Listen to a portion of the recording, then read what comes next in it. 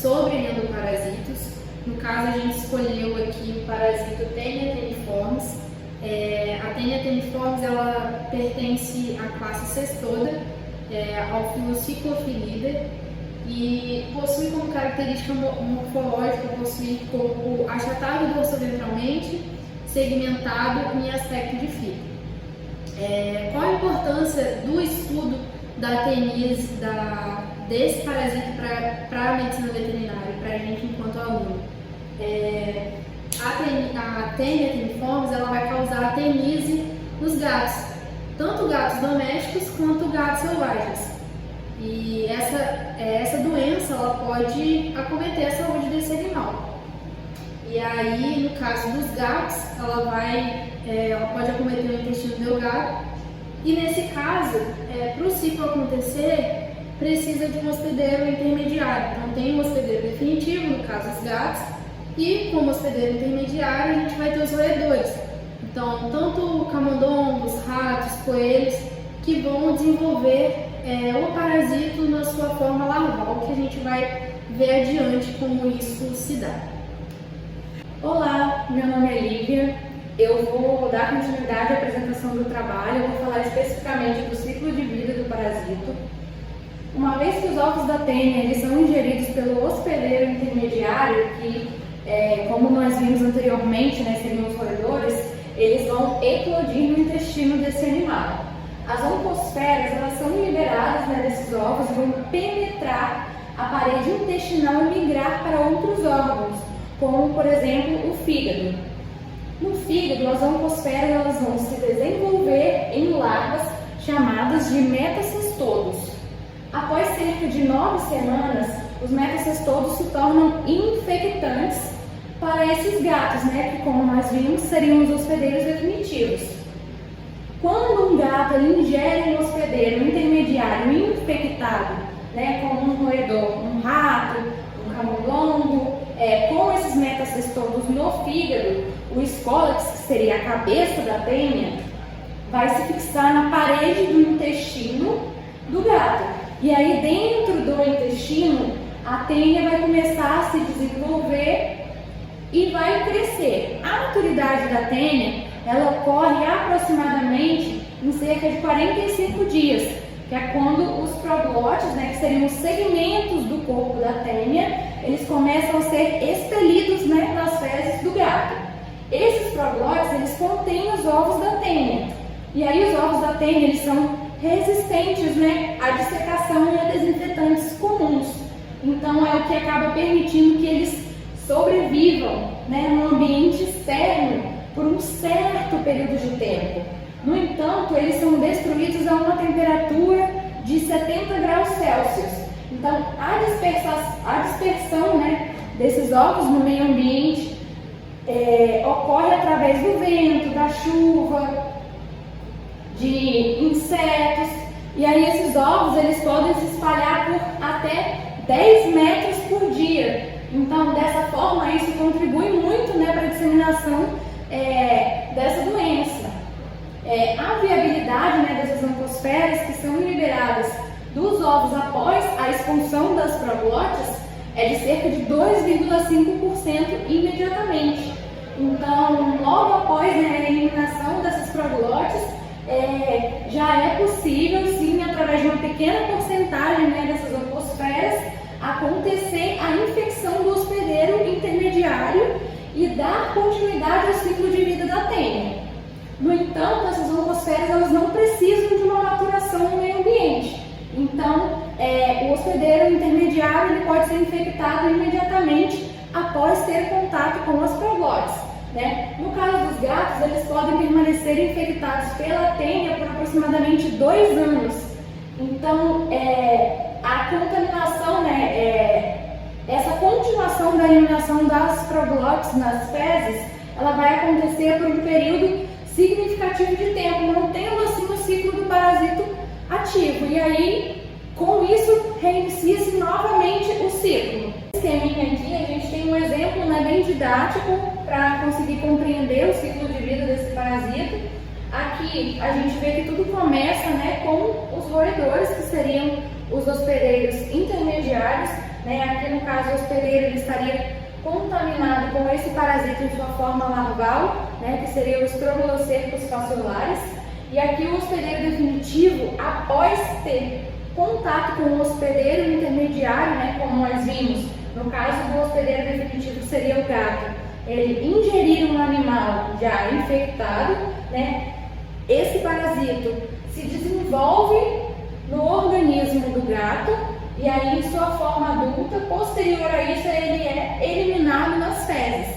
E aí as fezes contaminadas, né, com esses ovos do parasito que vão eclodir, né? Eles vão sair, né, para fora do ovo e contaminar o ambiente. E aí o ciclo se reinicia. Por isso que novamente a gente tem o roedor, né, tendo contato aqui com essa larvinha que vai sair aqui desse ovo e aí o ciclo, né, retornaria aqui para o começo. Então acaba se tornando um ciclo infinito. Olá, meu nome é Maria Eduarda e eu vou ficar com a parte de morfologia do parasita. A tênia adulta apresenta um tamanho médio de 60 e pode chegar a 70 centímetros. A sua forma larval é cisticercos fasciolares, do tipo Estrobilocir. Geralmente encontra-se envolvido por uma reação neoformação sarcomatosa. O seu escólex é grande, com uma fileira dupla de ganchos no rostelo. O seu rosto possui uma coroa de 25 a 50 acúleos. O seu escólex é modelo cilíndrico, possuindo 1,5 milímetros.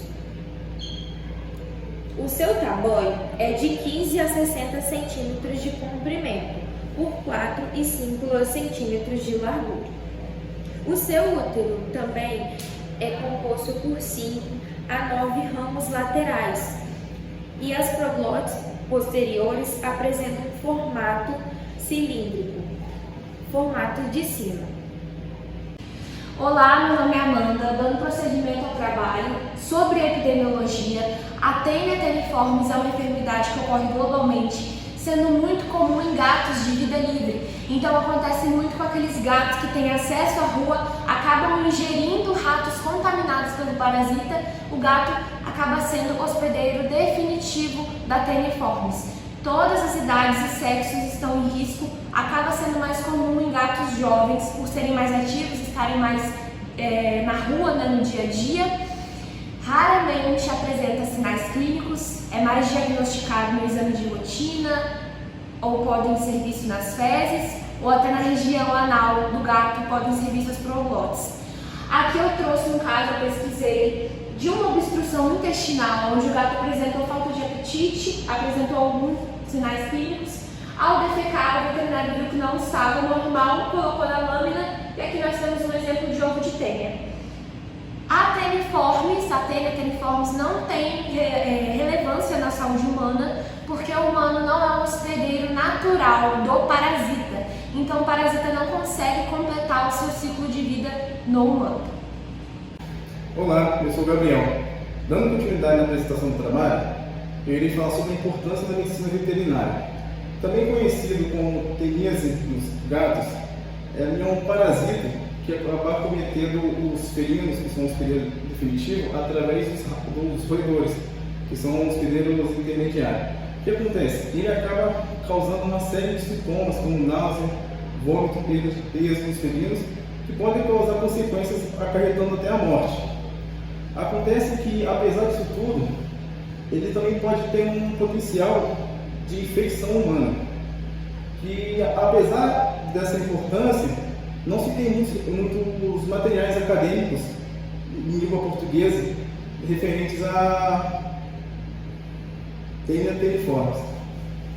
Bom, agora falando um pouco sobre controle e profilaxia, como a gente viu, né, foi abordado aqui no trabalho, a teníase ela vai acometer os gatos, e aí isso implica nos gatos domésticos, né? Então, muita gente possui gato como pet, enfim. E aí uma forma de evitar a propagação da doença inicialmente seria ter o controle desse animal, né? Não permitir que esse animal acesse a rua, que esse instinto dele de caça mesmo, ele não seja uma coisa que evolua tanto, né? Então, evitar que esse animal acesse a rua, não só somente por conta dessa infecção pela tênia, mas por outras doenças também. Outra forma de controle seria manter uma rotina, né? Manter uma rotina de levar esse animal a consultas, né? Fazer consultas preventivas, exames laboratoriais, se necessário fazer esse exame de fezes mesmo desse animal. Por quê? Porque a ateníase nos gatos ela é assintomática, então não é uma doença que vai demonstrar tanto ali para o tutor sintomas que ele vai observar. E é muito pouco recorrente, pelo que a gente viu, o caso de desenvolvimento de teníase adulta nos gatos, tem muito pouco relato. Então, uma das formas seria realmente esse controle, né? Evitar que esse animal tenha acesso à rua, fazer esse controle de vacina mesmo.